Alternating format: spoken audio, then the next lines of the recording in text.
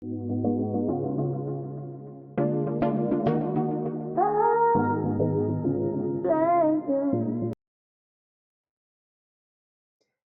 fam, it's Jazz, And I'm Jaden and we're coming to you live. with the vibe. Come join the tribe. What tribe? J tribe? Hey, what's good, fam? What's good, family? Today we are back with another spicy topic. That's right. That's right. But before we get into tonight's topic, let's go ahead on and give our disclaimer babe. If you are a part of the He-Man Woman Hater Club, or the I Don't Need a Man clan, get the stepping. please. Also, if you hate accountability, this is just not going to be your show. If you are under 18 and you're a child, and if you're over 18 and you're a child, kick rocks. Please. Kick freaking rocks. You're not allowed. Yes. However, if you like to have a good time, you like to get your laugh on and hear a perspective from a married couple, then you're in the right spot.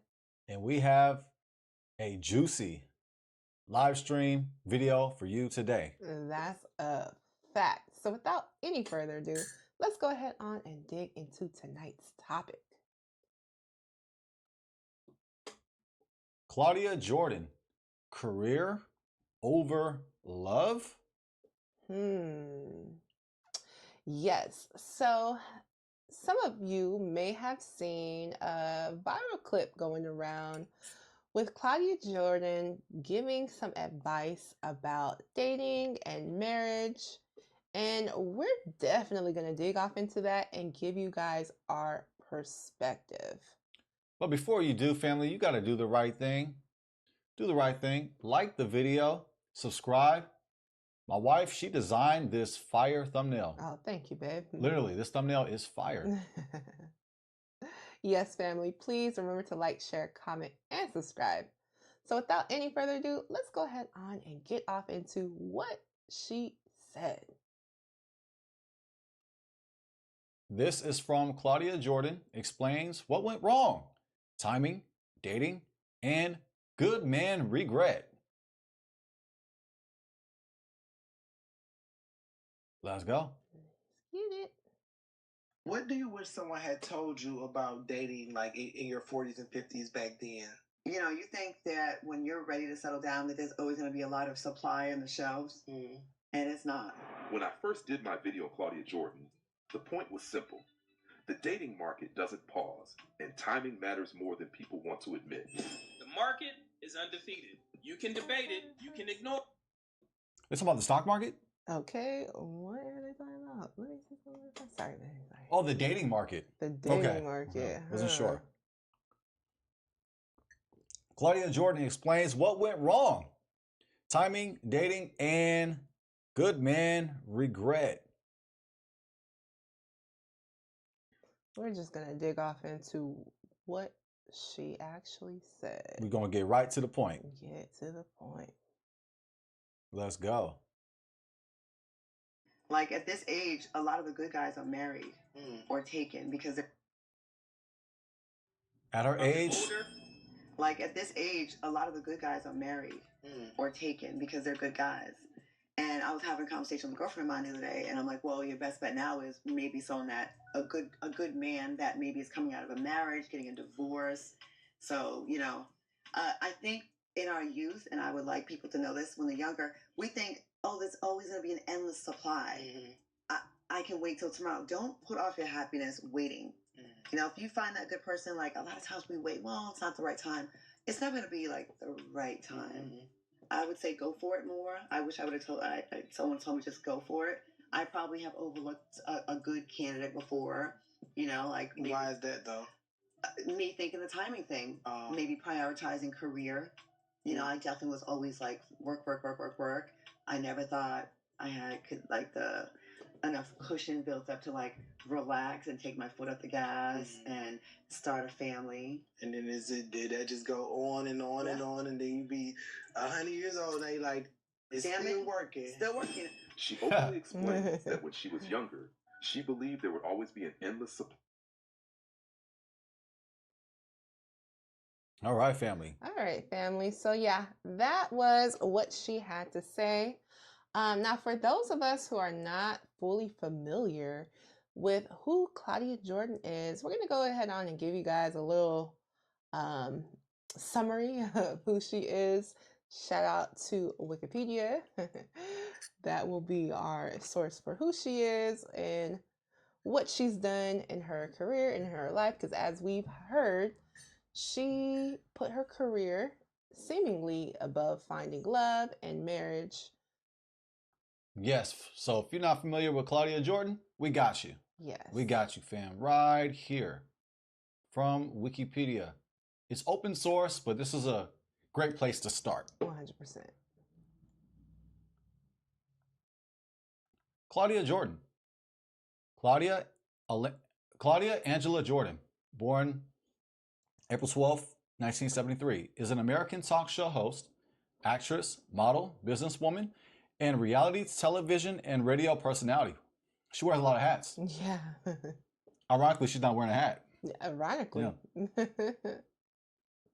She is known for appearing as a model on the American version of Deal or No Deal and The Price is Right. Oh, really? That was my show back in the day. And for competing on seasons 2 and 6 of The Celebrity Apprentice, as well as the first season of Deal or No Deal Island. Jordan appeared on the Bravo reality television series, The Real Housewives of Atlanta, for its 7th season. Yeah, so that gives you guys a little summary. She was also on, she got her own show from Jamie Foxx. You want me to go ahead and read this? I can speed through it. Okay, we'll just speed through that, fam. Jordan appeared on the 2nd season of The Celebrity Apprentice. In the series, celebrities raise money for a charity of their choice. Jordan selected the NAPSAC Foundation as her charity. She was later asked to return to compete on the all-star version of The Celebrity Apprentice. She was then hired by Apprentice host Donald Trump, our president. Mm-hmm. Whether you like it or not, he's our president, okay? All right. Same bird, two wings. Facts. To co-host the Miss Universe 2009 pageants from the Bahamas alongside Billy Bush. Jordan's first hosting job was for Fox Sports West as a red carpet correspondent for 54321 and also appeared on the Best Damn Sports Show, period. That was my show back in the day. Oh. She then went on E! and the Style Network as the co-host of the Modern Girl's Guide to Life for 2 seasons. After that, she was asked to join BET's late night sports talk show, Ballers, with John Sally, Guy Torry, and Hugh Douglas. I don't remember the show, but that's a good lineup though, right there. Yeah, that's an intriguing lineup. Right. Jordan was also a standout on the satellite radio show The Foxhole alongside Jamie Foxx, as you referenced, who then gave her own weekly show on Sirius XM Radio on the Foxhole called The Claudia Jordan Show. So we can see that she has mouthpiece. If not, Jamie Foxx would not do a collab with her. Yeah. So she always has something to say. You're going to get a tape from Claudia Jordan. That's right. Jordan also co-hosted on the Reach Around Radio. Jordan was a co-host of Tamika Kotal. Yeah. Good enough for me, good enough for Ghetto. Okay, sorry, Tamika. Talk show. Tiny's Tonight alongside Tamar Braxton and rapper Trina. The television pilot aired on December 2012 on VH1. Jordan also hosted a travel show for AT&T called The Summer of Adventure.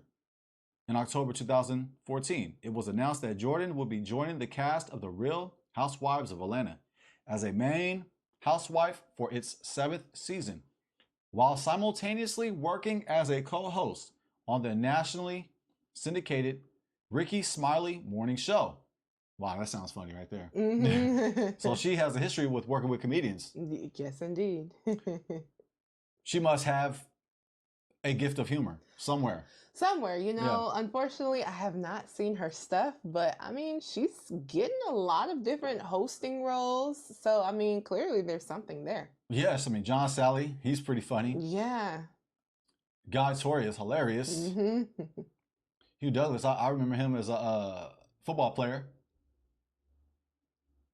But yes, yeah, Jamie Yeah. Foxx, Yeah, Jamie Foxx. Ricky Smiley. Yeah. Jordan also offered, sorry about that, family. Jordan also often appears as a contributor on CNN and HLN. She went on to star on TV1's The Next 15 and led her own morning show in Dallas, The Morning Rush, which was the top-rated R&B morning show in Dallas. She currently hosts 2 talk shows on Fox Soul, Cocktails with Queens, co-starring Vivica A. Fox, Selena Johnson, and Lisa Ray McCoy, and TGIF with Al Reynolds and Funky Divina. Yeah. Wow. As you can see, family, she's a pretty busy woman. For sure. Wow. Wow. Yeah, she has a very extensive career. You know, congratulations to her. Very, very successful career for sure. Also, we'd like to mention, family, on the right side, it has, as we went over, born, alma mater right here. We haven't mentioned the alma mater, but if you're interested, right here. Occupations, we went over that already. Height, spouse, right here.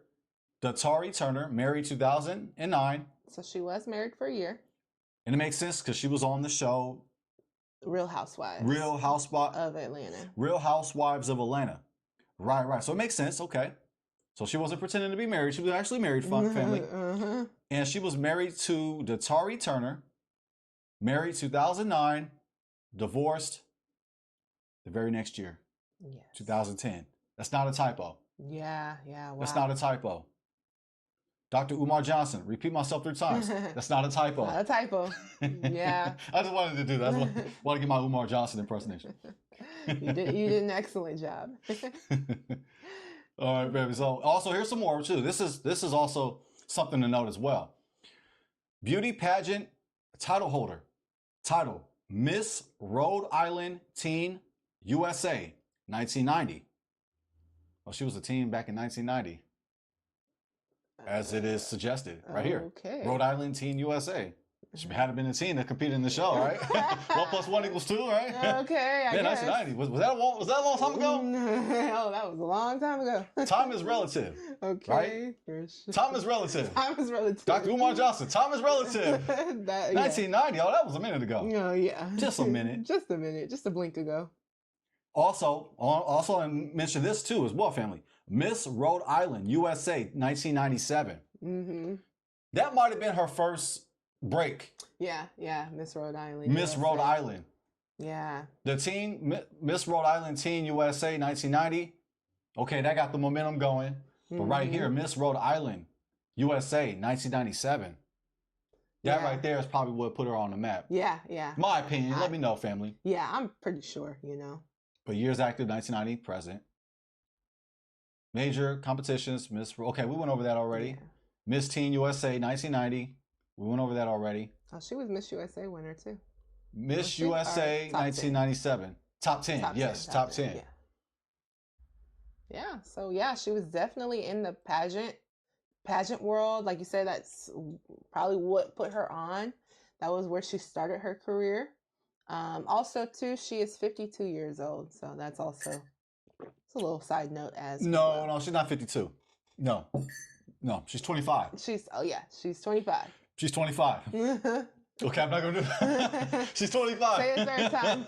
It must be true if you say it a third time. Right. She's 25, right? If you ask her, she's 25, right? Okay, and she has all the time in the world. So yes, family, that's a little bit about Claudia Jordan. In case you didn't know, honestly, I have to admit, I didn't really know much about her, but after seeing the viral clip of her, you know, speaking on her experiences, and speaking to Black women on not waiting, not waiting to find love. I wanted to look into a bit about who she is. So, also, she has dated many celebrities as well as athletes. She dated Genuine back in 1997, Nelly in the early 2000s, Simeon Rice in 2003, Maurice Green in 2004, Darren Shepherd in 2005, Dwight Friendly in 2008, and Coldwell Stewart around 2014. Yes, Darren Sharper. Sharp. Darren Sharper, yes. He was a former NFL player. There's a whole, I don't want to get into Darren Sharper. I want to talk, there's a whole story behind that. Not them personally, but Darren Sharper. Yes. Some things that had take place. But yeah, and she was also married, as we went over. Yeah. In 2009, divorced 2010 to Datari Turner. Yeah. So yeah, these are some of the prominent men that she had been dating with. I've seen photos circling around with her kind of hugged up on Diddy as well. So yeah. Are you checking out? Yes. Just want to go ahead and give some edification, if I may. Yeah, she dated Darren Sharper back in 2005. Now, Darren Sharper, I'm just going to read this off AI overview. Definitely a broad brush, but I'm just going to read this, family. I'm not even going to show it on screen. Darren Sharper's negative history is dominated by his conviction for drugging and raping multiple women in 4 different states between 2013 and 14. He is currently serving a lengthy prison sentence for these crimes. Now, keep in mind, that was just a quick AI overview, but I remember him back in the day, he got in some trouble. I just wanted to go ahead and get some edification. And feel free to add to that, family. Yeah. Because we're here to learn together. But keep this in mind. This right here is his conviction. This happened after. Yeah, they were dating. Yes. Just wanted to bring that up. And we see that she has a history of dating football players. She must have a thing for football players. Yeah, football players and entertainers. I mean, Nelly, Genuine, rapper, R&B artist, and even an Olympic gold medalist sprinter. So yeah, she's definitely But to be honest with you, I mean, that's what people do. That's what people do. Yeah. I'm not necessarily knocking her. Me either. For having a dating history. Yeah, right? for having a resume. Yeah, exactly. A dating resume. I mean, that's what people do when you're single. 1000%. So I'm not knocking her either. Hey, I mean, that's what people do. As we've said, people date, right? So especially when they're not married. But I do think it is, just a good tidbit of information to know. Just because, hey, it's not like she wasn't, dating at all or nothing like that. She had dated, here and there throughout her career, and but as she said, never really felt like the timing was right. And she said that she may have passed up on a good man, because of her career. So yeah, just a tidbit of information. Now, really what I want to dig out, because I feel like this is something that happens a lot amongst us Black women. We tend to put a lot of focus on getting our education and getting our career, which I do believe is an amazing thing. A lot of Black women have been striving and really achieving great things, achieving excellence. And honestly, I love to see it, right? However, sometimes I think that we do get into this thing where it's like, put our head down and focus on getting certain things accomplished, but then we kind of forget about the other parts of our lives, right? So we kind of stay focused on, okay, we want to be successful. We want to, have a career. And, also in our community, we hear a lot about, being an independent woman, right? Which is also great in and of itself as well. But sometimes I think we might take it a little bit too far, the independent woman thing, because sometimes I think it holds us back from actually finding a life partner, finding a spouse, and getting married. Now, I did want to look into some of these statistics when it comes to Black women and our marriage rates, because on social media, if you look in the comments, you're going to always see, oh, well, Black women are the least desired. Black women are the least married, right? Well, I think it's important for us to check that out and also kind of give some context to that, because you'll see people throwing it around kind of like a slur to Black women. And we want to figure out what's really going on with the numbers and get some more information on it. Wait, we're actually going to get into the stats? We're going to get into the numbers? We actually are. I thought we're not going to allow facts to get in the way of a good story. I know, right? Oh, we actually are. We're going to let facts get in the way of a good story. Yes. All right, family. This article is an academic one. Yes. This is from, let me go ahead and scroll up to the top of the screen. I'm going to do this off screen. That way it don't hurt their eyes. It hurts mine. This is from National Library of Medicine, National Center of Biotechnology Information. This is a credible website. It's a government website, pmc.nlm.nhi.gov /articles/blase blase.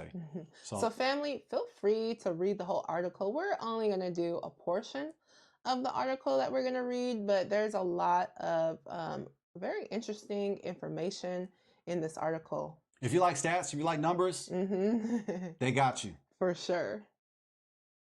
So we'll go ahead and get into this portion. Consistent with other sources, we again see lower levels of marriage among Black women than among white or Hispanic women.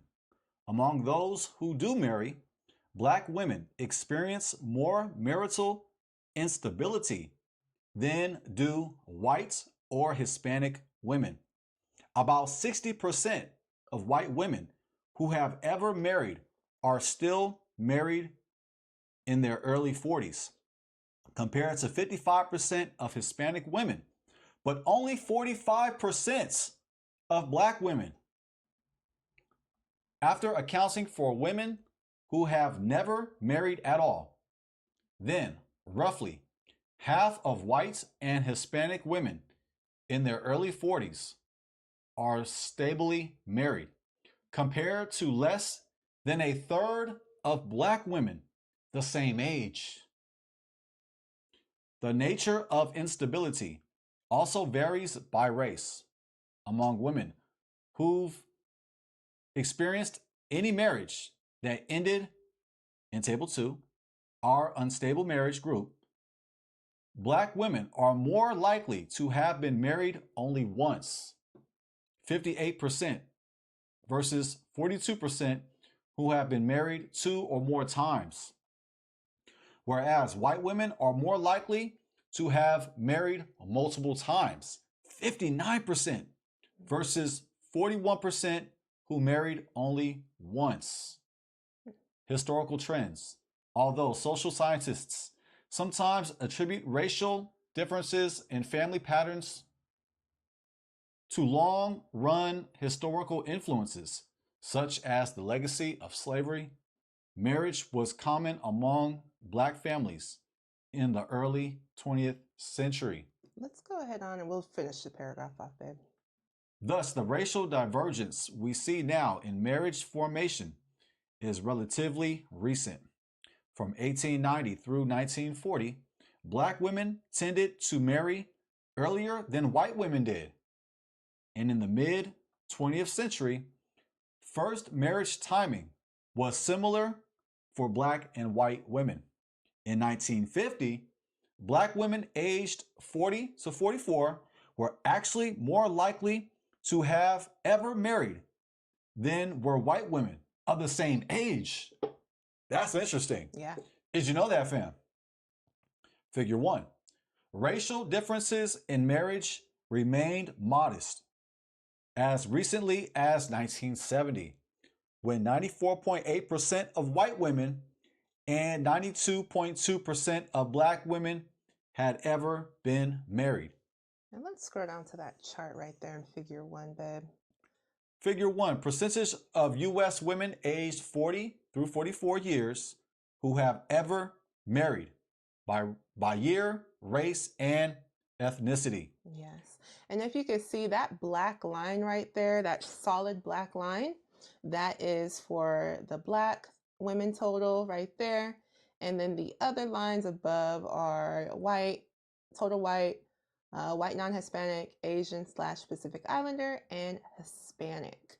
So as we can see, and like the article was kind of speaking on, in the 70s, we were pretty much right there with, with everybody, as far as getting married.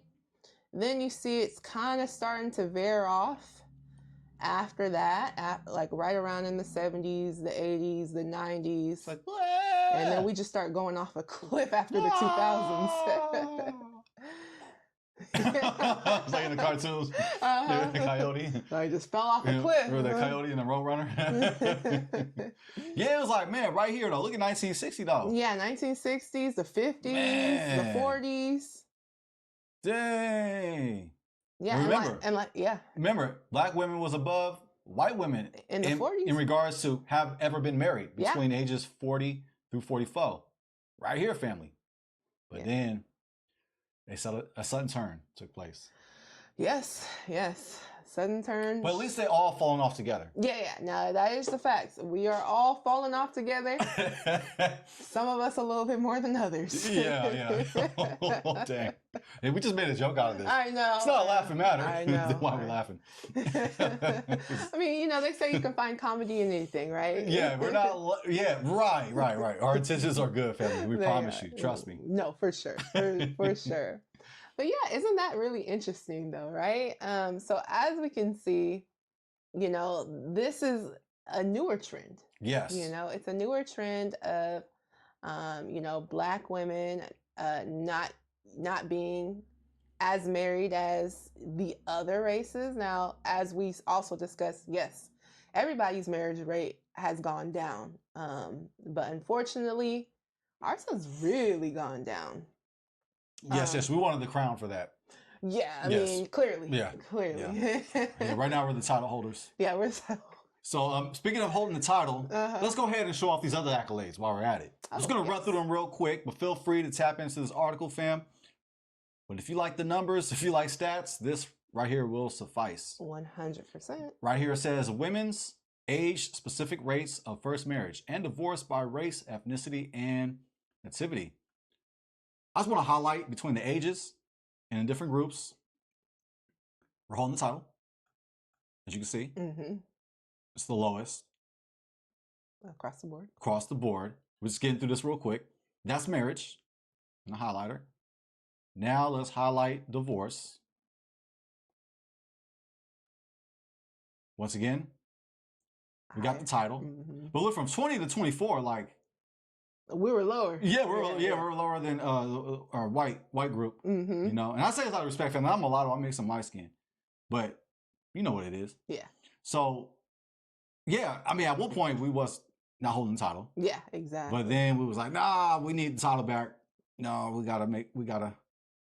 Yeah, it's interesting. We gotta reign supreme at divorce. Yeah, and we also have to reign supreme at not getting married. Yeah. Not getting married. The numbers for not getting married are the lowest. Yeah, the lowest. Yeah, she has the lowest. Just want to make sure I got that right. Speak that right. Yeah, the lowest. So we're the lowest. Black women are the lowest to get married. From 24, from 20 and up, we're the lowest. Or no. Just all across the board. Yeah, across the board. Yeah, across the board. That's one of those double checkers, right? Yeah, I got double. Dang. Yeah. I'm looking for one stat where somebody else took the crown. Like, you gotta share this title. Okay. Well, it's interesting. Native American Indians / Native Alaskans actually have a higher divorce rate than we do. At least good catch. At least for 20 to 24 and 25 to 29. Now from 30. Right here, divorce. Yeah, panel B, divorce. Yes, yes. Yeah. Now 30 to 34, we got them. 35 to 39. So we're kind of going back and forth, Yeah, kind of kind of lightweight, going back and forth a So little they got bit. the title, Uh-huh. then they cap it, Uh-huh. and then we took it back, Yep. and then they took it back barely. Uh-huh. Then they kept. So And then they actually, kept- so actually, oh, it's not as bad actually. yeah, right. Oh, No, dang. that's a little bit of. We love everybody, I family, know, but I dang, know. we got to improve all these numbers. I All these know. numbers got to improve. But goodness gracious. Yeah, yeah. Well, yeah, family. So Here's some other numbers too. We're gonna run. Can I just go ahead? Yeah. You know, I'm a numbers guy, so let's see right here. This is crazy, fam.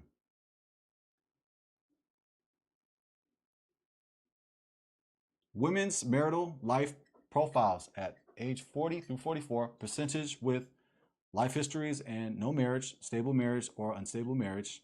So unstable marriage, well, it says no marriage right here.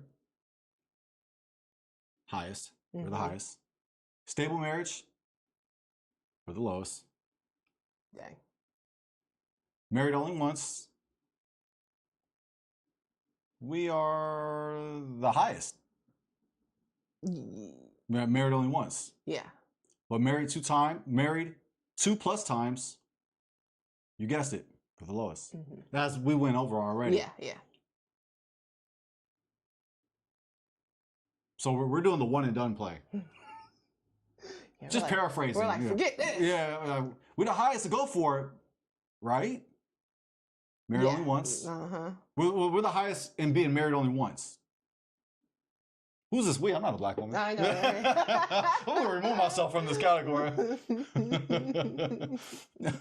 yeah. So. Oh, go ahead. I'm sorry. I'm talking a lot. It gets out my own voice. It's okay. You can be included now. Oh, I give it. Oh, hey! Shout out to everybody. We love everybody. Shout out to all the communities. We do. Family, I'm originally from Frisco. We was ahead of the curve, right? Yeah, for from sure. what we saw. For sure. Yeah, all right. So yeah, as we can see, we are the highest at marrying only once. Yeah. And we don't like to get remarried after that. Well said. Well said. Hit it right on the head. Percentage of ever married women experiencing unstable marriage, highest. Married only once. You That's guessed right. it. Highest. And married 2 times. We 2+ are times. married 2+ times. We are the lowest. Yes, you've guessed it. Yes. Once again, we're not making fun. No. But it is important to get the numbers. We're not laughing at them. We're laughing with them. No. We plead the fifth on that. Okay, I'm just gonna highlight this. We kind of get the point. Yeah. Just highlight a quick little highlighter. We're the lowest right here. Percentage of U.S. This is figure 2. Percentage of U.S. women who are currently married, spouse present by year, race, ethnicity, women aged 40 through 44 who had ever married. We're the lowest. Right here, point blank. That's the point. And man, it's a pretty lengthy article. Yeah. It's a lot of information. So if you're into all that, let me tell you, this article is gonna be a good one. There's some more. I don't think we gotta show. We kind of went through this already. Yeah. I'll just show it. That way you guys can check out more. But for the sake of time, table 3: percentage of women and men aged 40 through 44 who had ever married by year, race, and education. So this is both the men and the women. That's right, family.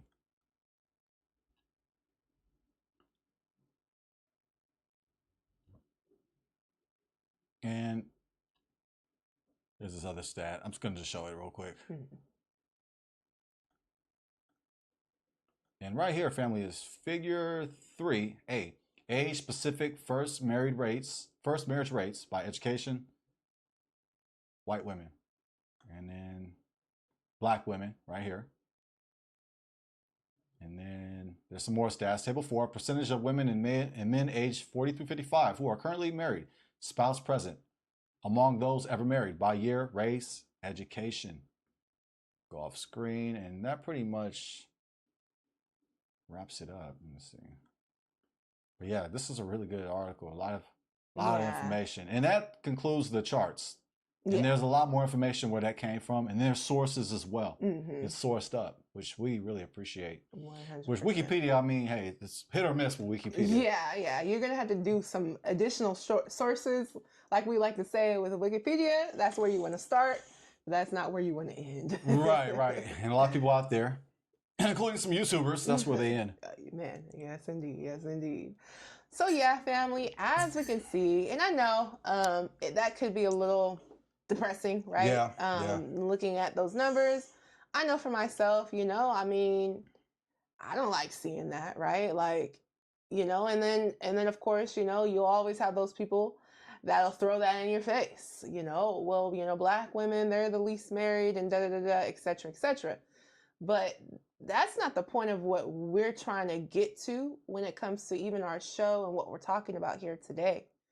We want to figure out why. Right. Why is this going on, and how can we change this? What's the root cause? Mm-hmm. What is the nucleus of the problem? What's the center of the issue? 100%. Because as we read in the article, which is also another stat that is talked about a lot, is that, okay, yes, we can attribute slavery to some of these issues. However, in the early 20th century, we were more likely to be married, right? In from the 1890s through the 1940s, Black women tended to marry earlier than white women did, right? So, yes. So, yes, we got it in the highlighter. Mm-hmm.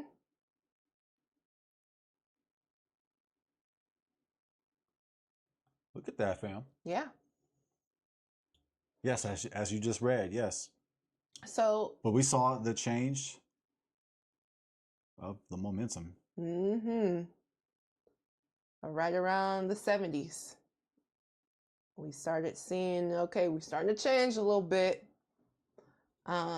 So yeah, we can't really blame this on slavery. Maybe partially, but we can't just beat that same horse and say, well, it's slavery, because at some point we have to take accountability for what's going on. Well said. The stats don't indicate it's because of slavery. Yeah. And a lot of us, by mistake, we just kind of use that to kind of like explain why we're in the situation we're in right now, or it's because of slavery. But family, we got to be objective with our research. We got to go deep. Yeah. And we got to challenge even what we've been taught. And I agree with you. I don't think that's the core of the issue. That's the, as I took a chance earlier by saying nucleus. Don't ask me to spell it. I don't think that's the nucleus of the issue. Or the here. definition. Well, I can just cheat sheet and look it up, right? And try to sound smart. As you can see, family, we like to have a little bit of fun here. Yeah, this goes on and on, camera or no camera. We're just smart asses. That's right. Well, I'm the smart ass. Right? Yeah. And we're not afraid to say that we're not trying to act as if we know it all, right? Yeah. We are just here, we're giving out some statistics, but like you said, slavery does not look like it's the core reason why we are having this marital issue right now. Black men and Black women are the least married right now. And so we're trying to figure out why. What is the reason for this? And interestingly enough, Claudia Jordan, she had been married, right, one time. Which is kind of similar to the statistics, as we saw many Black women, as we saw Black women that did get married, they only got married one time and, basically did not get married anymore after that, kind of like a one and done type situation. Now, as we know, around the 70s and 80s, there were things going on. Drugs, as we know, definitely played a contributing factor, right, to our households being broken up, as we know, when government assistance came into play, and it was, hey, you can't have the man in there if you want to receive this government assistance. So, I definitely don't want to overlook that fact, because that is indeed something that did happen, right? Our families were strategically broken up during these times. But if we can fast forward a little bit to the 2000s, we can't quite say the same, right? Because we are in a new century, and we didn't have those particular things going on. Now, don't get me wrong. Yes, to receive government assistance, it's still similar. There's similar things going on, where hey, normally you can't have the man in the house. Sometimes you can, but those are just for very specific purposes, and it's not easy to do, right? However, I think we even have to look past that, in my personal opinion. Yes, we do know that there were strategic plans to try to continue to keep the Black family from being together. 100%. Government, allegedly, a lot of things that were strategic about this, right? But here we are. Let's fast forward to the 2000s and 2020s, and we're kind of wondering, well, okay, what's going on? Because here we are, hey, we're getting our education, we're getting things going for ourselves. There is a lot of information now, as we know. In the 2000s, the internet came, well, in the back before that, but by the time we hit the 2000s, majority of everyone had internet. So what was going on? What was the issue, and why does it seem like our marriage rates just continue to plummet, right? They seem as though in the 2012s, it's like it just fell off a cliff. In the 2000s, 2012s, we kind of just fell off of a cliff. And my question for you guys is, what do you guys think happened? Why do you guys think that's the case? Yeah, you can see the gap going wider and wider. Mhm. As you said, like 2000. Let's go back to like every year it's getting wider and wider. Mm-hmm. Like the gap from here to here is a lot less from here to here in 1970. Yeah. Mm-hmm. It just, the gap is getting wider and wider, family. Yeah.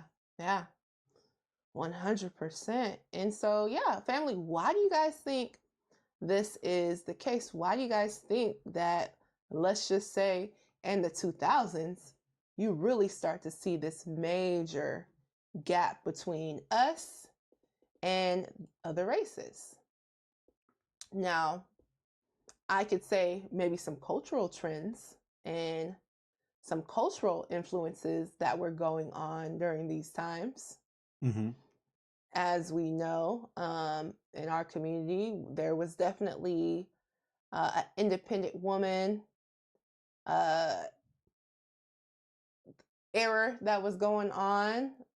We know that hip hop had really taken off full force during these times as well. So all things to keep in mind, 100%. And we're going to continue to try to answer this question as I go through some questions. Okay, we're going to get through that right now, or you want to get to question time right now? Yeah, we can get into question time. Okay. Do you have any... Do you want me to answer that question now, or do you want to save and ask me that during question time? Why? Yeah. Or do you even care to know? No, I do care. Well, I do care to know. I do. Y'all care to know? I hope. Like, whatever, Jane. I don't care. Do you want to answer it right now? Yes. It's because Al Gore invented the internet. Oh yeah. That's the problem. That's the reason. Because Al Gore invented the internet. Yep. Al Gore. You missed the internet. And you said 2000. So I just couldn't help myself. I had to say. I had to tie those connections because Al Gore ran for president. Mm-hmm. Y'all remember that? I demand a recount. Yeah. Okay. Remember, you ask me, same bird, two wings. However, Al Gore, he, according to him, he invented the internet. Yeah. Which contributed for the marriage gap in our community. Yeah, that's why. It's the internet's fault. It's Al Gore's fault for inventing the internet. Al Gore and the internet. And by the way, if you guys are like, Jay, what the hell are you talking about? Quick AR overview. It was a joke, by the way. No, Al Gore never said he invented the internet. But he famously said he took the initiative in creating the internet. Oh, wow. So his words got taken out of context. You know, politics, they're always... Yeah. That's common in the politics world. 1000%. And it says in AI overview, a clumsy phrase that led to widespread mocking and the misconception he claimed sole credit. So in reality, he was a key political figure who championed legislation like the High Performance Computing Act of 1991, fostering the internet's development as a public network, a contribution acknowledged by internet pioneers like Vint Cerf and Bob Kahn. Now, if you ask me, that was totally on point. Yeah. Yes. Definitely right. That added edification to this. We needed article. that. We thank you for that, babe. We really needed that. Absolutely. Because we wouldn't have been able to have this conversation without that. Yes, we got a better understanding on of why Claudia Jordan's dating mishaps. 100%. Because we found out that Al Gore invented the internet. Yeah, we sure did. So remember, family, if there's anything that we should be taking from this episode, it's that Al Gore invented the internet. And a lot of y'all voted for Al Gore. I said y'all because I didn't vote. I was too young to vote. Yeah, me too. But he was Democrat, so yeah. So you know how we do. If you voted for George W. Bush and you're black, raise your hand. Raise your freaking hand. He betrayed the country. That's my Al Gore impersonation. Wow. He betrayed the country. Okay. That was pretty spot on right there. It's pretty spot on. all right. I'm sorry for that. I just couldn't help it. You said internet, you said 2000. It's just Al Gore. Yeah. Rose's fault. It's all his fault, y'all. It's all his fault. So, family, without any further ado, I do have some questions. All right. If I can be serious for a moment. Let's go. Question time. Question time. Hey, we gotta have a little fun, right? Right, Gotta have a little fun. All right. So, was Claudia Jordan being brutally honest or speaking from personal regret? I think she was being honest in her charismatic way. Yeah. She has gift of gab. She's a yapper, bro. Just like me. I'm a yapper, bro. I've been accused of being a yapper, bro. And that's absolutely true. And hey, she's a yapper, bro, as well. So there's nothing wrong with it. I think she was speaking truth in her yapping. I think she was speaking truth. I think she was being brutally honest. Yeah. Another word, regret. Regret means when you wish you could take something back. You hear the phrase people say, "Oh, I live with no regrets" and all this. I think there's a degree of regret. Yeah. I think if she was to do things differently, she would have done things differently. Yeah. And heck, she even got married back in 2009. And keep in mind, she's 52, so she was born in 1903. 1973. I'll see if y'all was listening. She was born in 1973. She got married in 2009. So she actually got married before she hit 40. She got married. Let's go. Let's do the math. I'm on the spot. 83, that's 10. 93, that's 20. 2003, that's 30. 2003, and then 2009, that's a 6-year difference. So she got married at 36. Yeah, so under 40, as you said. She got married around 36 years old. And so she did try to get, she did attempt marriage. And perhaps by the interview that we saw from her, I mean, I'm gonna ask this. I'm gonna ask it back to you. So, do you think she would have wished she got married even earlier than that, or do you think she should have do you think what she's trying to say in that interview, she would have done things differently by not taking her career so seriously, where she would have kind of took her foot off the brake a little younger and start to, seek marriage? Yeah. Because she was saying that. She was like, you got to go for it. Yeah. And you got to go for it. Don't wait on your So do you think happiness, like maybe she regretted not going for it, getting married at a younger age? Because 36 is not old, but 36 for a first time marriage, fam, that's kind of, if you focus about your career, then that makes sense to get married at 36, but. Or does it? Or does it? Yeah, so what you take? I'm going to ask it back on you. So I think my personal thoughts, personal opinion, I think that, yes, I do think that she probably, wishes that she would have took her foot off the gas a little bit. So she could have got married a little earlier. And also, too, I think that as we see she was married, I don't know all the ins and outs. And y'all let us know if you do. If you know the reason for the divorce and, all that, please let us know. Please inform us.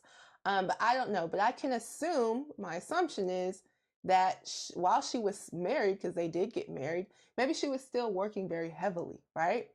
And so if you don't have enough time for your spouse, your marriage is not going to be in a good place, So maybe that's also another part of it as well, where she did get married, but she still didn't make it a priority of hers, And family, when you choose to get married to someone and when you choose to have a family, it takes selflessness. You have to be ready to be selfless, right? Because you're going to have to take someone else into consideration. You're going to have to take their feelings and their thoughts and their needs into consideration. And so that's something to also keep in mind when it comes to marriage, is that, you have to kind of shift your mindset when you get married. And instead of it just being about what you want to do and what you got going on in your career, you also have to take into account that other person. So I think yes to both. I think yes, that she was being brutally honest, but I also think yes, she does have some personal regret. And I think that's the reason why she's speaking out on it. Because honestly, she could have sat up there and said, oh, I did everything right. Look at me. I have an amazing career. I'm glowing. Yeah. At 52, I'm glowing like never before. Exactly. I'm the happiest I've ever been. She could have said that because we know. Cheyenne Bryant. There we go. Cheyenne Bryant. There we go. We know people. Bullshit. That's right. You're not glowing. Yeah, exactly. So I actually appreciate her being honest and her speaking on some of the regret that she might have. I agree. Yeah, she was being brutally honest, and she was speaking from personal regret. Yes. But you guys, let us know what you guys think. We love to hear from you guys. Yeah, if you think she's glowing and she's the prettiest she's ever been and at the highest state she's ever been. And she don't need no man. She don't need no man. She's at her highest point in regards physically, spiritually, all the above. She's glowing. Let us know. Go ahead and edify us. Yeah. So we can edify you back. Okay. Yes. So another question. Were Black women encouraged to prioritize education and career at the expense of relationships? And from who? In regard, like Let's just who's say the one culture, doing... society, even parents. Why do you believe that was the question? Okay. Were Black women encouraged to prioritize education and career at the expense of relationships? To a certain degree. Isn't like, a lot of groups here in America are encouraged to take education. Yes. But like who's the one doing the accusation? Like, are we saying it's the media? Are we saying it's the parents? Like, who exactly is the source? That way I can kind of give a better, because for my answer, it depends on who you listen to. Yeah. If you're going to listen to the media, well, yes, you're going to get encouragement to wait on marriage, to get your education, to encourage being to stay being an independent Black woman. We get that. That's implied. That's implied by the media, but also the media. It also depends on what you view. Yeah. It depends on what you watch. It depends on as a family, the standard that you set in the household. Is the TV raising the family? Is the TV raising the children, or are the adults raising the children? And shout out to all the single parents out there. Shout out to all the single moms, but it's more difficult to raise children when there's one parent in the home. 100%. My heart goes out to the single mothers. 100%. It's not easy. Man. There was a quote. We quoted somebody. We covered a video. They said, "I don't wish that upon nobody." Oh yeah, single that's Taraji P. Henson. Yes, thank you. Taraji P. Henson said, "I don't wish that on nobody." What's that? Single mother parenthood. Yeah. So, yeah, it's implied by the media that Black women should be independent Black women. They don't need no man. Yeah. Blase, blase. But it also depends on what you view. Yeah. And the standard in which you raise the household. 1,000%. So what I'm saying is, yes, it's the media's influence. It's influence even from our quote unquote friends or frenemies. Yeah, yeah. But it's important to check your inner circle because the 7 people you kick it with is you. And as they say, you are what you eat, you are what you watch. So be careful what you watch, what you consume. Yeah. So excellent. I think we have a lot of we have freedom to change that negative narrative that Black women are just being brainwashed to not get married. I think we can change that on our own, but it really depends on us and our motives of what we want. That's right. For us and for our children. That's right. I fully agree.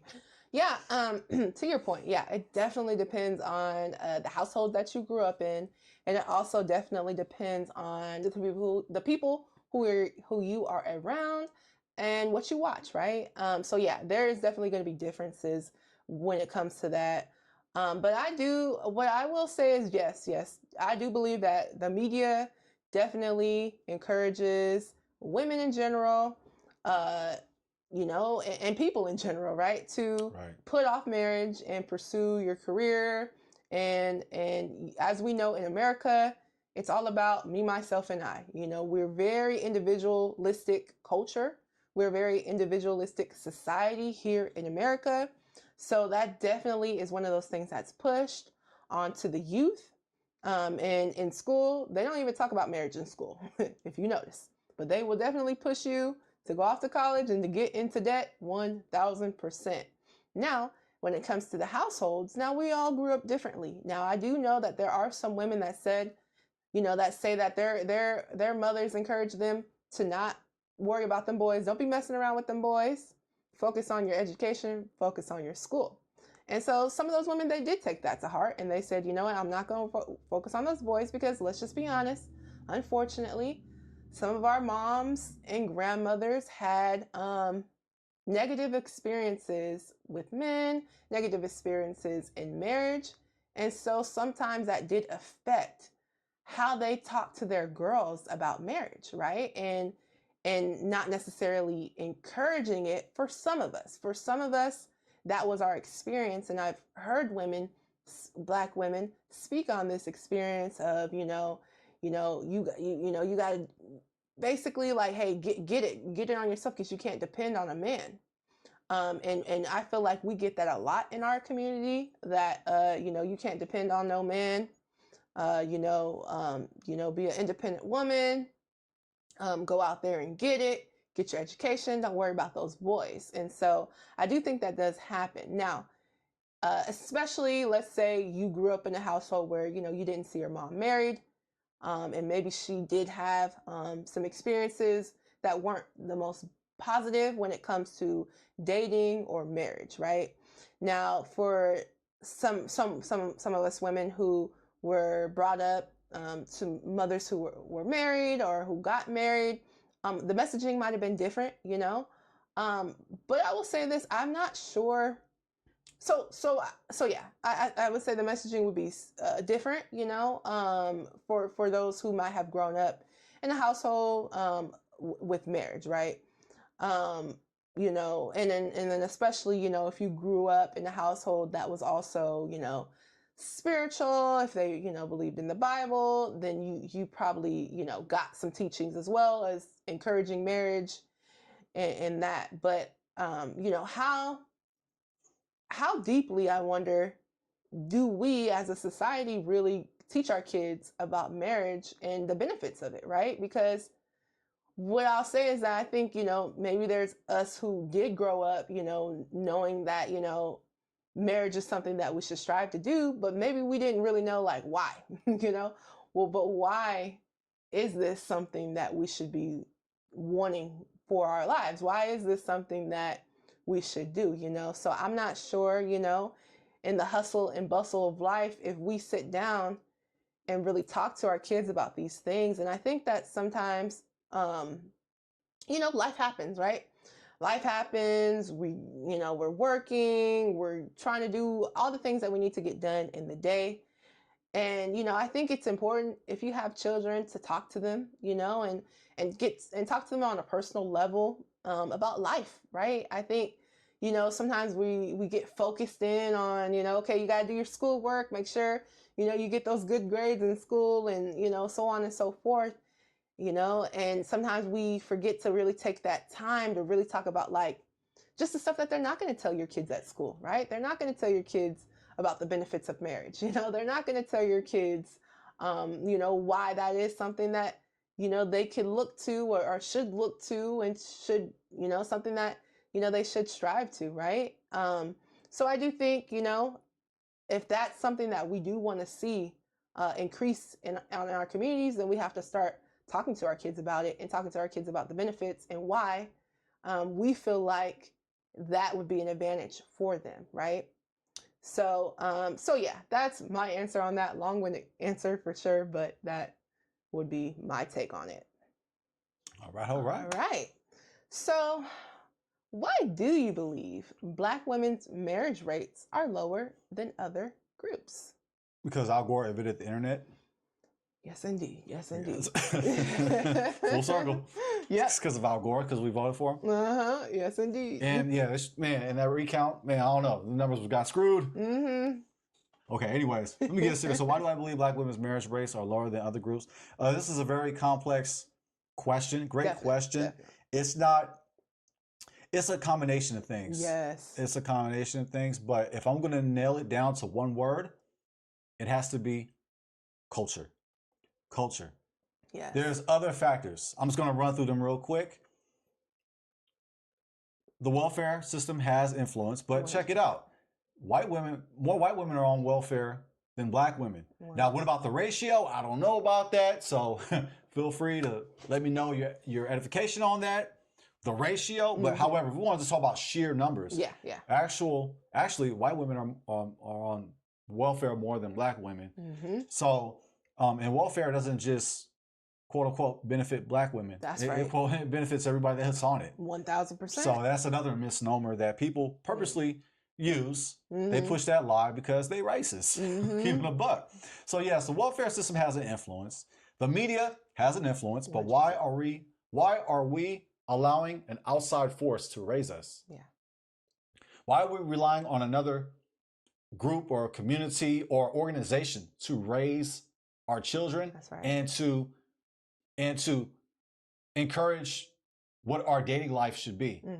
We shouldn't do that. We should depend on the Most High God on how to govern, how to live our lives, not some organization or media or outside force or agency, blase. So that's a mistake right there. 100%. When you're relying on other groups for our sake, we should rely on the Most High. That's right. So it's a combination of things. So the welfare, the media, also Black men being incarcerated, 100%. the high rates of incarceration, drugs, the quote unquote war on drugs, which that's been blown out of proportion. That's a myth, the war on drugs. No, it was certain areas, Black neighborhoods that were being targeted. And by the way, these drugs didn't get there on their own. They were planted there. 100%. So we have to speak about that. We have to speak about the crack epidemic. We got to speak about drugs. Definitely. Education as well. Education does have a factor.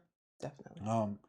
In a lot of cases, to a degree, your zip code does determine your outcome. But you can reverse that. You can reverse all those consequences. You can reverse all those curses. Also, diseases, STDs, AIDS. So it's a combination of things. Lack of leadership within religion, lack of leadership within the churches. lack of leadership within the multiple churches on the same block in our neighborhoods. Mm-hmm. Also, politician. Yeah. We got failed politicians. Yeah. They get voted in, but make very little change to benefit our community. So this is a very complex question, Yes. but I'm going to just bring it down to one word. The center issue, the nucleus of the problem is culture. 100%. That's why our marriage rate is the lowest. It's because of culture. Excellent. And we have the nerve to believe what they call culture is vulture.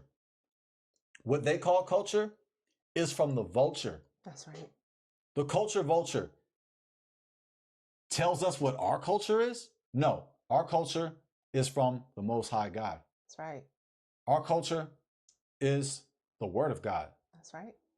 And it's not reading it or going to a church. It's the application of it. It's how you do things. That's what culture is. How you live it out. That's right. How you do things. So it's how we do things. It's the standard that we set in our home. We set low standards. Therefore, we reap low results. Man. And it's all due to culture. We actually have a lot of money. We have the Black community. We have more money than many countries. Yeah. Yeah. Countries. Countries. Yes. However, due to lack of culture, we give our wealth to other communities.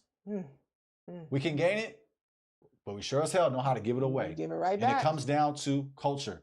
Culture will bless us threefold.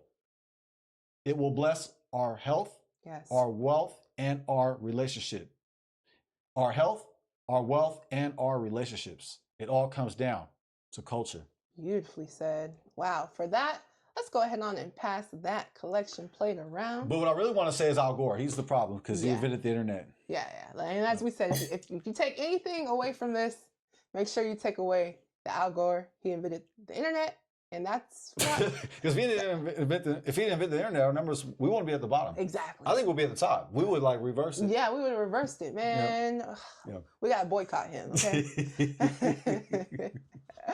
No, family, but no more Al Gore references. I promise. Yeah, we'll see about that. Yes, family, but in all seriousness, yeah, that was an excellent point, and I fully agree with you.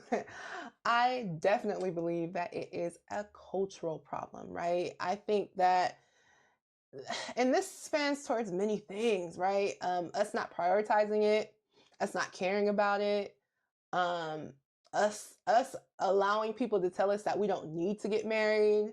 There's been a push and a movement of, getting married, but not legally being married. I mean, in our community, I see a lot of that going on, which also makes our statistics lower. Because I know some people will try to say it has to do with desirability, but the thing is that we're having children, right? We're having children, but we're not getting married, right? We have almost put marriage as a community like it's nothing. Like, oh, whatever, it's just a piece of paper. It doesn't mean anything. But that's far from the truth. And what's interesting is that the communities who have the highest marriage rates, they also have the highest net worths. And so how can we say that marriage doesn't matter? Marriage isn't a big deal. Oh, whatever, and I'm just going to be honest. Some people will say, well, that's just, the white man's legal system. Dr. Umar Johnson? Yeah, I mean, we've heard it. We have heard it the all. White man's courthouse? The white man's courthouse. White man's paperwork? White man's paperwork. The white man's science? White man's science, oh, okay? Right. Even though we got our driver's license. We got our birth certificates. We got all the legal paperwork and documentation. But when it comes to the marriage license, oh no. That's where we draw the line. Don't even get right started there. on my community. Don't get me started. There's a lot of people shacking up. Who I'm affiliated. Well, I'm not affiliated with them. Shoot, ain't. Yes. I love y'all at a distance, but I don't agree with y'all lifestyle. But there's a lot of people that are shacking up and calling it marriage. It's not marriage. It's not marriage. It is not marriage. And the reason why you actually want that legal documentation is because you actually want that protection. It's actually protection. It's protecting you. Being married protects you, right? If your spouse has a job where they get a pension or they get a 401k or whatever the case may be, why would you want to have to go fight for that? You know? And now you got to go battle the other family members, possibly during probate, to get what you guys have been building together. Yeah, if you don't get married, you'll be battling the white man's courthouse. Yeah, just to get the white man's probate. That's what I'm saying. That's why you get married. Hello. Just get married. That way the white man wouldn't have to go for your wealth and your time. And that's what I'm saying. And it's going to cost you more going through probate just to get this stuff all straightened out. So family, we got to start changing our mindset around that. I know that, you know, many people nowadays, it seems, especially in our community, they don't see the benefit. You know, they want to call each other husbands and wives without actually being married. And also statistics show that 60% of us are actually doing that, shacking up, or I forget what the terminology that they use. It's like cohabitating. There you go. Oh my! We are cohabitating without marriage. 60%. While I want to say it says 30% of us are actually married. So family, those are statistics that are cute, because not only does that hurt us as a community, as we can see, our wealth is continuing to decline. As we can see, that's not helping our children, because when you raise children in a single family household, we see the statistics that we've talked about before and how it's a lot of detriment that happens, right? Because we know when you're trying to do everything on your own, it's hard. It's hard to do everything on your own. You know, it's nearly impossible. Our hat goes out to the parents out there who are single parents, really, really giving it their all to do the best for their children. But let's be honest, that's tough. That's hard. That's not the way that we should be doing things, right? And don't let nobody trick you, women. Don't let nobody trick you into telling you that marriage is not important and that it's just a piece of paper. That is literally your protection. It's literally your protection that you're allowing somebody to trick you out of. Don't do that. If you need to tell that person, if you love me, then you're going to legally put that on documentation, okay? Because I see you got your driver's license. I see you paying your taxes every year. Okay, you got a house? Oh, you had to sign documents for that as well, right? Okay, well then go ahead on. And listen, if you're one of those people that's like, hey, I don't want to spend a whole lot of money, you don't have to. Go down to the courthouse, okay? Make it legal. But we gotta do better as a community, because it's affecting us as a whole. So for us to make it seem as though it's nothing, it is something. And there's a reason why these other cultures understand that. Do you know that there's so many tax benefits as well that come along with two people being married in a household? You know, you can write off more things. You can get more benefits that way. This is why wealthy people on average are married. So family, we got to stop looking at things like, you know, okay, I'm just gonna, you know, have some children and get on welfare. Heck no. My personal advice, and this is kind of getting into my closing as well, family, and I'm gonna let you take it away from here because I know I'm a little long-winded. My personal advice, and what I've seen successful Black couples do, is they get married earlier on in their life, and they still pursue their careers. I know couples who became doctors and lawyers, but they actually got married before that, right? While they were in school, while they were in college, even out of high school, you know, they got married and they built together, right? They might not have had children right away because, again, if you're pursuing getting your education and being successful, it does take time. And as we know, children do take time from you. Children are a blessing, a huge blessing. But if you're one of those people who, you know, you want a certain lifestyle for your children, a certain lifestyle for yourself, then yeah, you might want to wait on having kids. But that doesn't mean you have to wait on the marriage, right? Because think about it this way. Let's say that you do get married earlier. Okay, awesome. So now you and your husband can come together and game plan. Hey, how are we going to get this success together? Okay. So now you guys can live together and not feel the shame that comes from not living together. I don't know how much shame is in our community anymore about shacking up, but let's bring that back, right? I heard people say, let's bring back shame. Yes, let's bring back shame. But now you can actually feel free about living with this person. You guys are actually saving money because you're coming together and you guys are helping each other out and you guys are pursuing, whatever success that you're looking for, whether that be, hey, I'm getting a degree or entrepreneurship or whatever the case may be. But you guys are married and you guys are building together, and I've seen successful couples, they'll get married and they won't have kids till 10 years later. And they'll be doctors and lawyers and some very successful people that actually do this strategy. So you don't have to feel like, okay, I'm just going to pursue my success and my this and my that.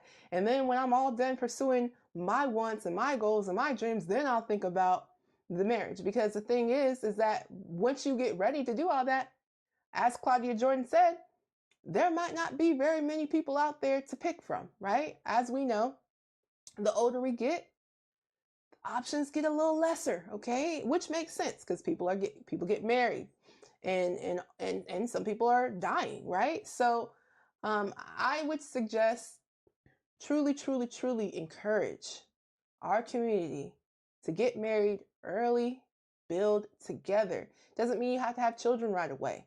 You guys can build, get to where you want to go, and then you can have children, and you don't have to think of it individually like, well, I just need to pursue this, I need to pursue that, and then I'll figure out the family and the marriage part after, because sometimes after comes, and unfortunately, you end up like Claudia Jordan without the family and the children that ultimately you were probably trying to get the success for. So. And with that, family, do the right thing. Donation. Oh. Thank you. Yes. We take Cash App. Yes. PayPal. Buy me a coffee. Yes. All the platforms.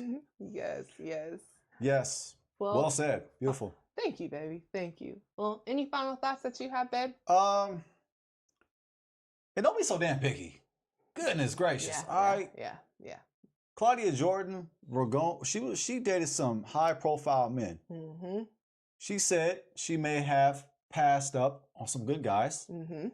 In other words, she shouldn't have been so damn picky. Yeah. Hey, I think you should lower your standards a little bit.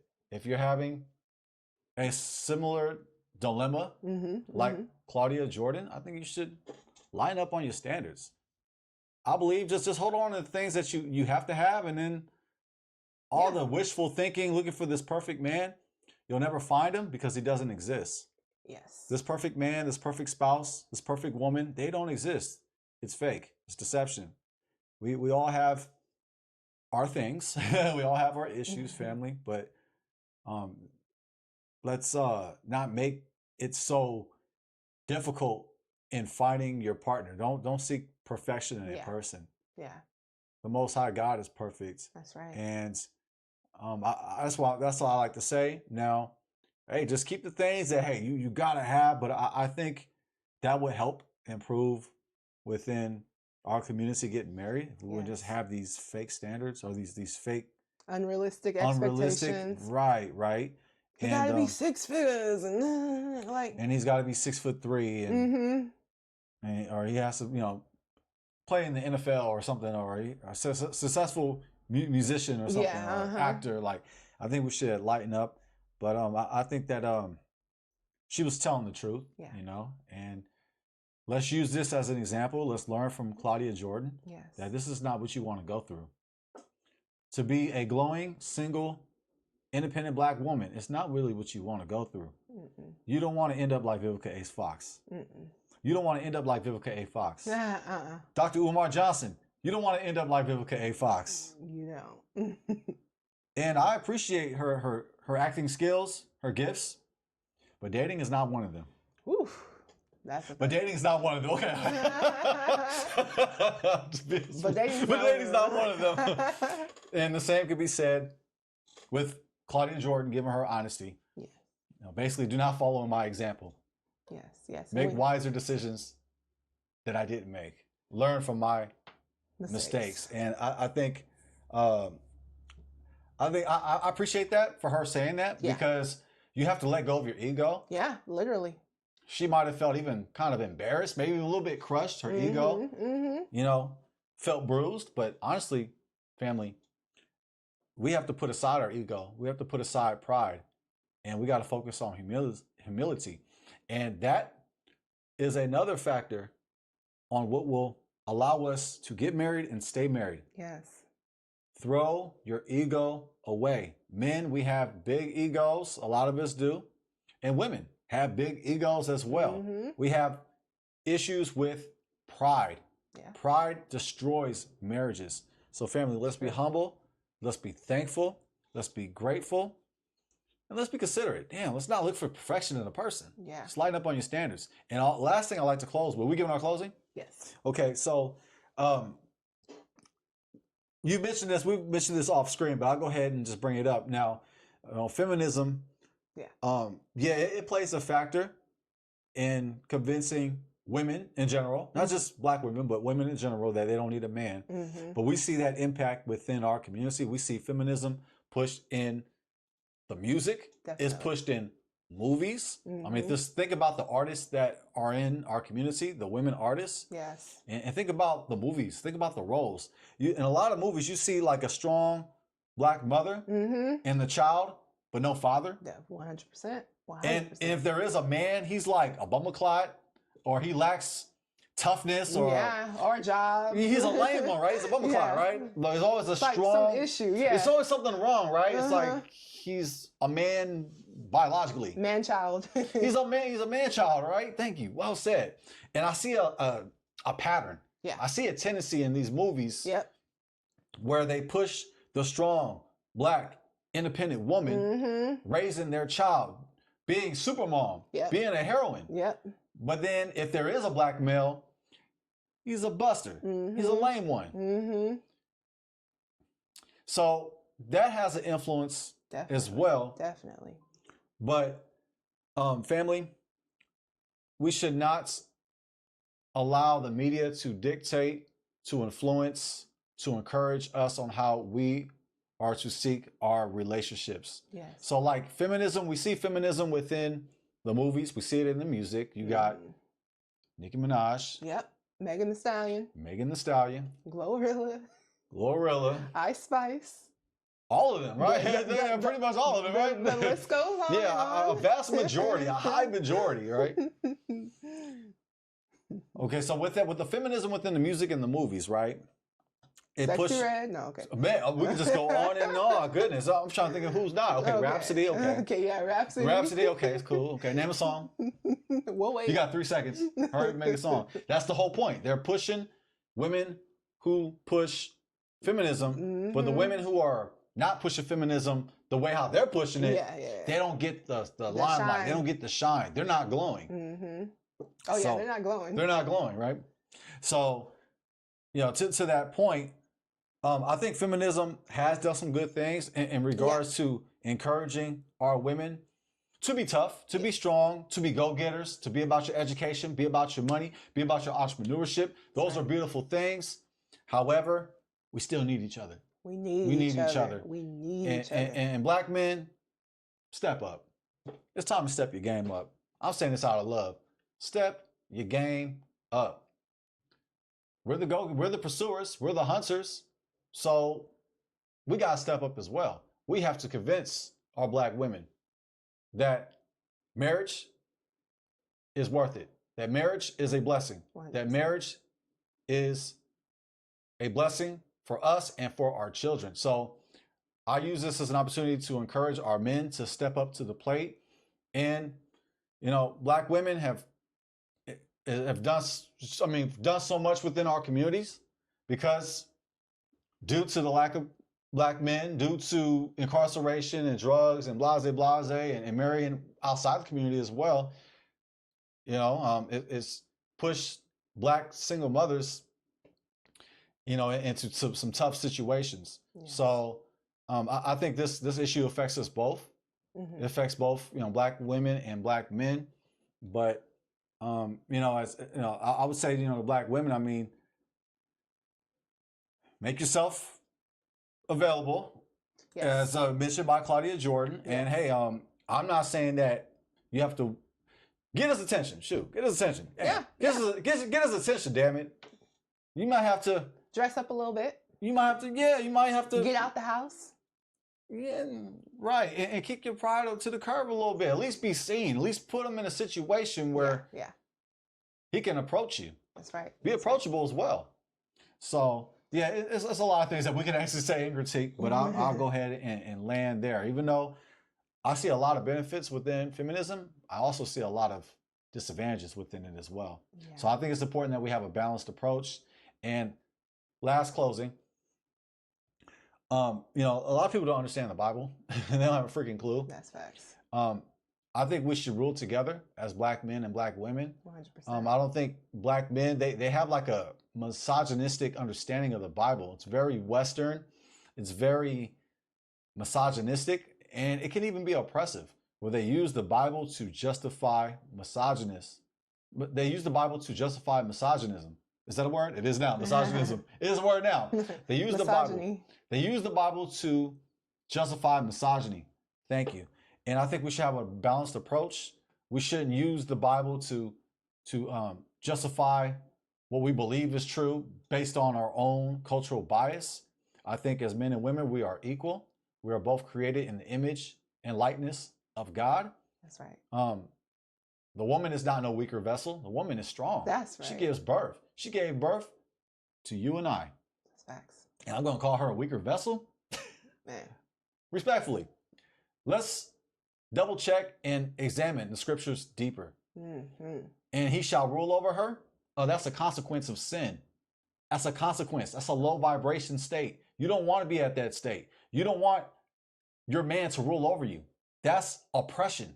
Let's rule together. Now, as men, let's step up and take on leadership. Let's be decisive, but let's be considerate, and let's be what's underrated, good listeners. Let's listen. Let's be quick to listen, slow to speak. Let's work together. Black men, black women, let's work together.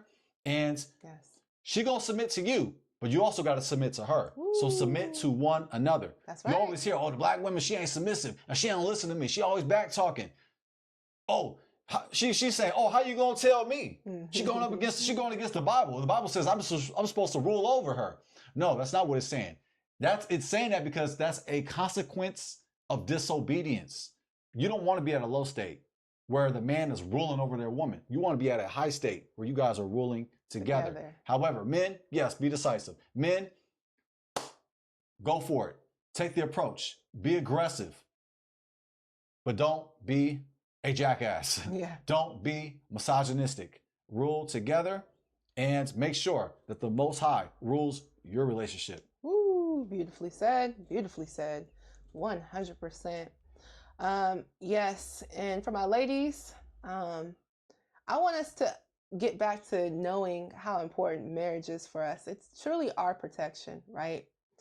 I think that unfortunately society has put it, especially in our heads, that, it's normal to just be a single mom. It's normal to be, for lack of better words, it's normal to be a baby mama, and that's just how it is. But I think that we need to change that, right? Because I think not only does it do a disservice to us, but it teaches people how to treat us, right? Because if that's what we're going for, the baby mamas, if we're letting them have us fully with no commitment, no true, real commitment, then they're going to take advantage of that. Men will take advantage of that if we allow them to take advantage of that. Whereas you'll see these same men would not treat a woman from another race this same way because they subconsciously feel like this other woman would not allow that to happen to them. So we actually have to start demanding more, right? Now, like my husband said, that doesn't mean that we need to be having unrealistic expectations. But as far as what we will allow to happen to us and to our bodies, we need to start requiring more. We need to start requiring marriage being what you have to have in order to get to me. In order for me to give you all of myself, that requires marriage. And we need to start standing firm on that, right? Because right now, we're allowing people to treat us like, oh, she's cool with being a baby mama. She's cool with just whatever I have to give her. She'll take it. No, we have to demand more. We have to respect ourselves enough to know that we are worth more than just being a fun time. Okay? So I think that's just something that we need to start really understanding and appreciating it, because not only is that going to help you out, it's going to help your children and your lineage out. So women, yes, require more when it comes to who you're allowing to have access to you. If you talk to him, bring up marriage. See how he feels about it. If he's, oh no, I'm not into that, or whatever the case may be, then you already know that's not going to be the one for you. Find the one that wants marriage, because trust me, he's out there, right? The one that wants marriage, he is out there, but you have to stay patient for him. Also, too, as my husband said, we shouldn't be looking for the flashiest guy. We shouldn't be looking for the wealthiest guy. We should be looking for the guy that aligns with our morality and our moral standards, right? He might not have it all. And when you're young, typically you don't have it all, right? You should be looking for someone you can build with. Do we have the same principles, the same standards? Do we want the same things? Do we want to build strong, happy families? Do we want to build success? Do we want to pass down, biblical principles to our children? If you guys can agree upon those things, I think those are the most important things that will keep you in a lasting marriage. But if you're just looking after what's on the outside, oh, well, he got some money. Oh, well, he's 6 feet tall. And for the men, oh, well, she got a big booty, whatever the case may be. If we're just looking at those surface level things, that's not going to guarantee us a good marriage. As a matter of fact, that could guarantee you the opposite. So we need to stop looking for those external things and really start digging deep and really start having those deep conversations. And let's start making marriage a standard in our community. Beautifully said. That's a beautiful high note. Well, on that, it's time to drink. 100%. Family. Drink for real. This was coffee, by the way, family. That's right. Family. It's time for some Hennessy. That's facts. Family. It's nothing like having a good time with your spouse. Let me tell you, some of my funnest times. But yes, I had times when I was younger where I used to go out and do all that. But let me tell you, these times with my spouse, best times of my life. I'll tell you that. Best times of my life. So let me tell you, there's nothing to be chasing out there. Find the one and settle down, and you'll see all the benefits, the true benefits that marriage gives us. Yes, marriage is so beautiful. There's abundance in marriage, family. I encourage you to get married and stay married. 100%. Well, family, thank you guys for being here with us. Please remember to like, share, comment, and subscribe. We love to hear from you guys. We love to hear from you. And family, we have to say this because we mean this. Yes. We love you. 100%. And until next time, family, this is Jazz. And I'm Jaden. Peace.